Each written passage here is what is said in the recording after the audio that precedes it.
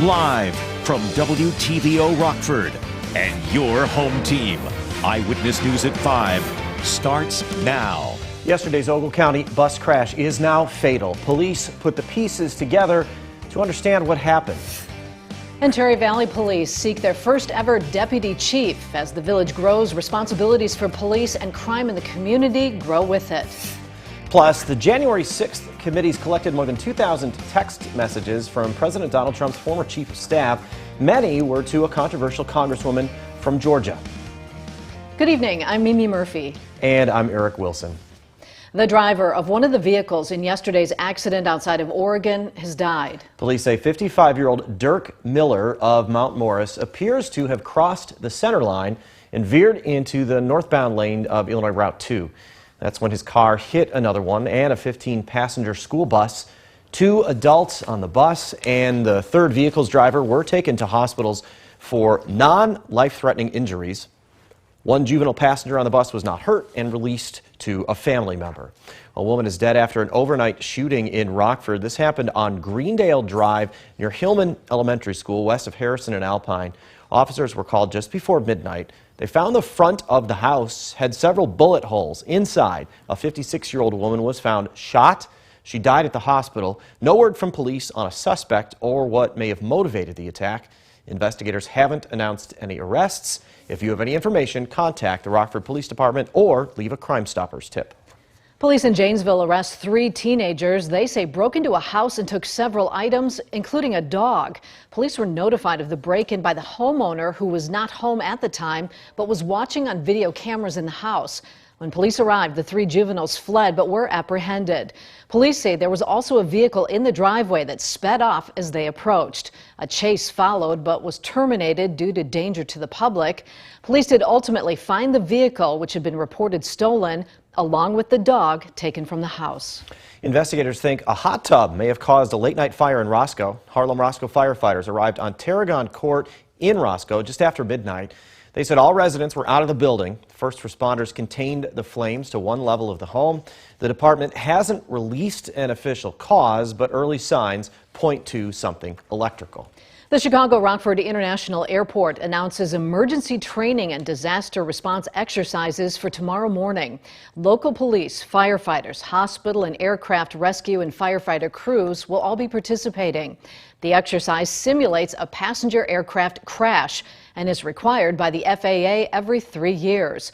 Objectives of the exercise include testing communications, fire and police response, emergency medical response, and multiple casualty hospital plans. Oregon high school students get hands-on with some healthcare professionals. The program is a collaboration with the University of Illinois College of Medicine, Rockford, and it gives nearly 30 students an introduction to the field of healthcare.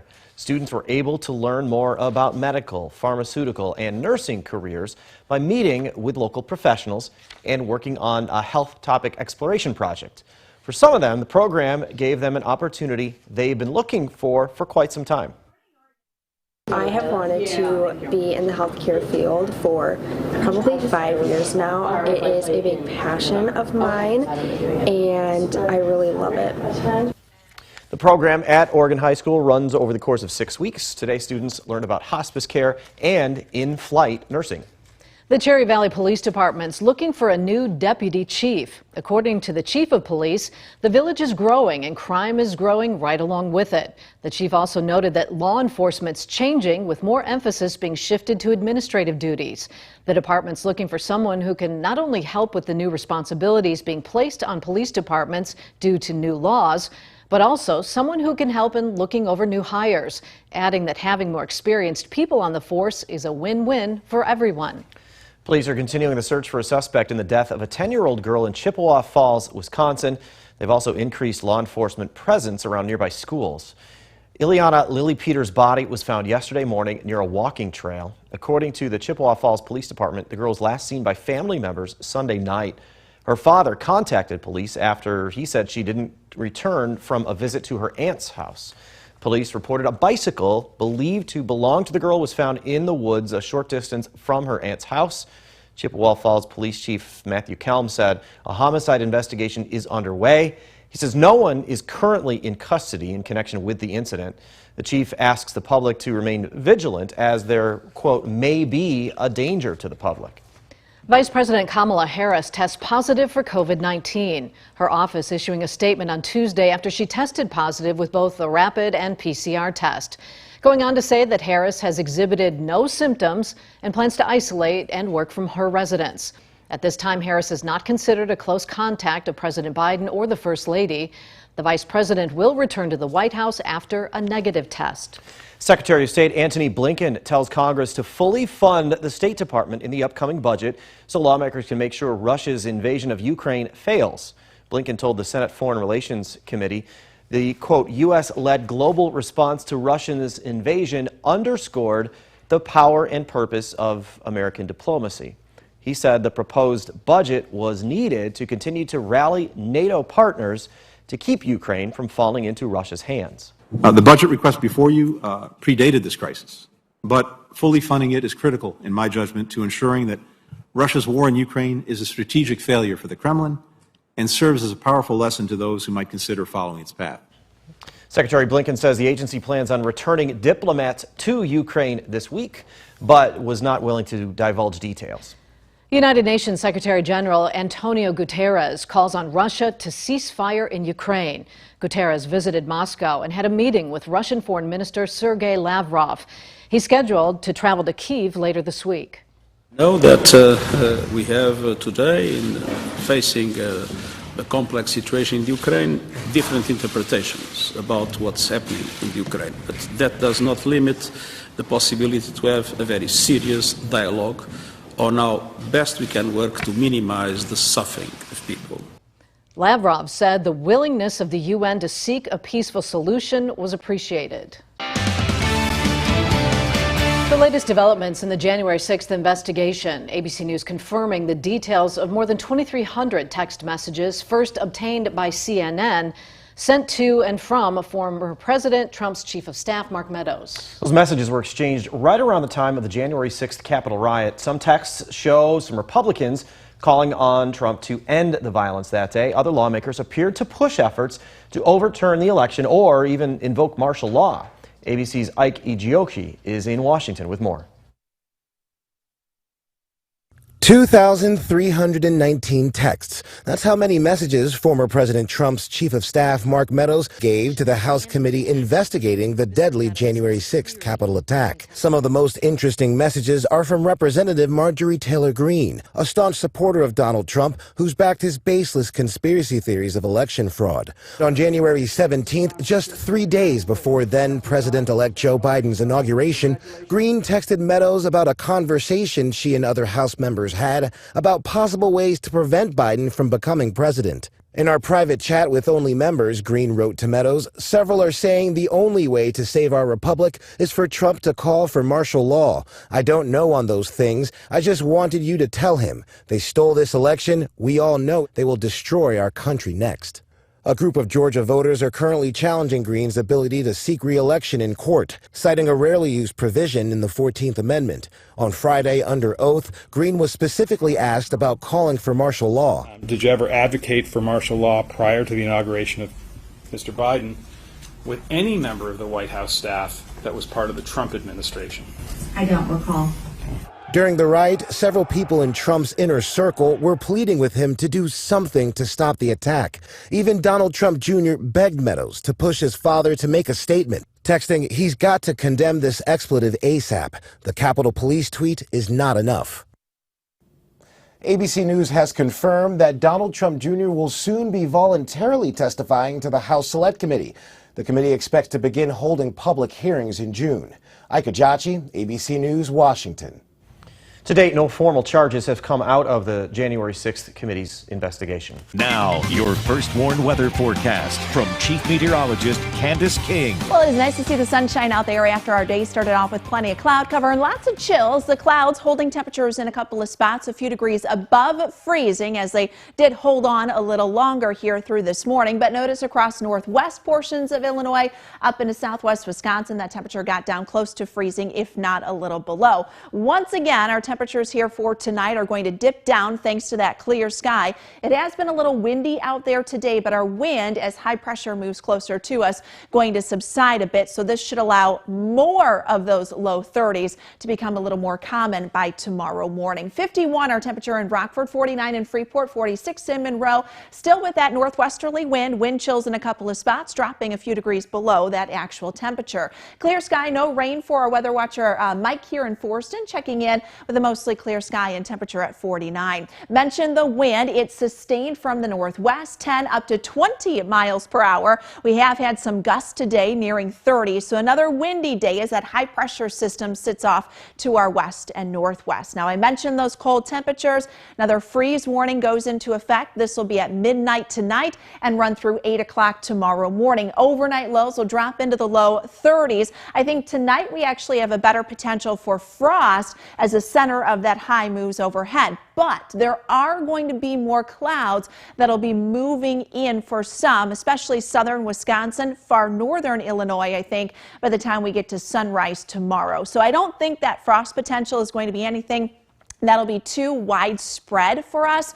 But again, another night to cover up some of those sensitive plants or bring things in that are a little bit more sensitive to the cold. Mostly clear and windy evening. Temperature tonight drops down to 30. Northeasterly winds will still be at about 5 to 15 miles per hour. High pressure building in, allowing us to peel away from some of those thicker clouds we had out there earlier. Center of high pressure down near St. Louis, and then once you get into the upper Midwest and then across southern Canada. That'll work overhead this evening, but then push to the east of us once we get into tomorrow morning. And so with the return of that warm air on the backside, that's where we start to get a little bit more of that cloud cover. We also still, believe it or not, have some moisture in the air, which is why we're starting to see some clouds work in from the northwest. But clear skies for us this evening. A live look on our Mercial Skytrack camera down in Rochelle. Temperature tomorrow, unfortunately, we are going to stay in the 40s because that cloud cover will increase and that wind direction from the east and northeast. So another cool day,